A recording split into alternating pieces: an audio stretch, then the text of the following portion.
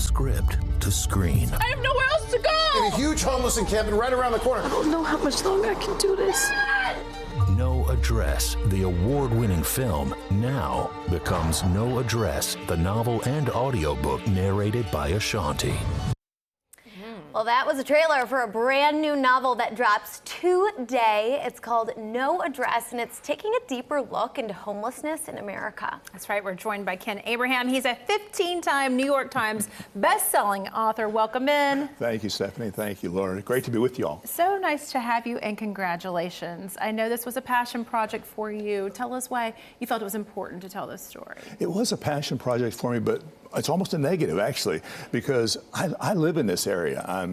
My family, we grew up, we're in Franklin. Our kids grew up in Franklin, and our grandchildren are in Nashville, East Nashville. So this is home for me. Mm-hmm. And I don't know about you, but every once in a while I'll drive by one of those homeless encampments, and sometimes it grieves me. Mm-hmm. Sometimes it makes me nervous because I see all the garbage and the needles and things like that. Sometimes I get downright mad. Mm-hmm. And I say, man, somebody needs to do something about this. Mm-hmm. Somebody ought to do something. And it was almost like God speaking to me, saying, Ken, you be somebody.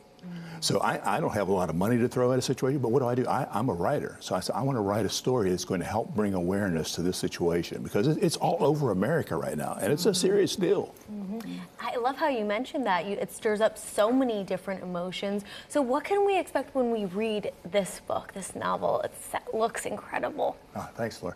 Well, part of the theme of the story is that this could happen to anybody. We know that so many Americans right now are living paycheck to paycheck, and it wouldn't take much of a calamity to throw almost any one of us into a situation where we could be out in the streets. That's hard to imagine. So we developed this story around 5 characters, normal people, everyday people. One of the characters in our story is a ex-military officer, and he winds up being homeless on the streets. Another was a female member of the Marines, helped with the Marines in Iraq, and a young girl was going through her checkpoint, had gone through her checkpoint again and again, but this day she went through the checkpoint and she was wearing an IED, and the explosion killed a number of this military officer's friends. Wow. So she comes back and she is just messed up with PTSD and all sorts of other traumas, ends up being addicted to drugs and other things, out on the streets. One of our other characters is a young lady that just graduated from high school, and she was a foster child, and her foster parent was not a real nice person. She didn't want to have anything to do with her anymore because she wasn't getting any money from the state any longer.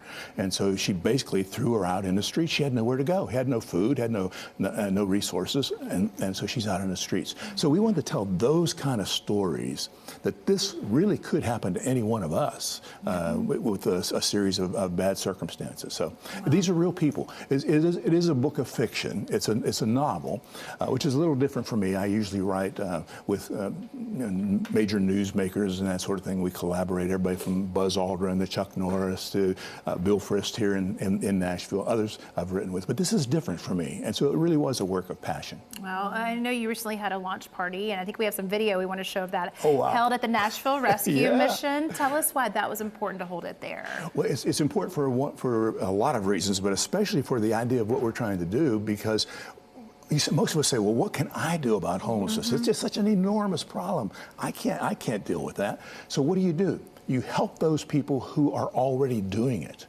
And the Nashville Rescue Mission has been doing this for years and years. They know how to deal with drug addiction. They know how to deal with alcoholism.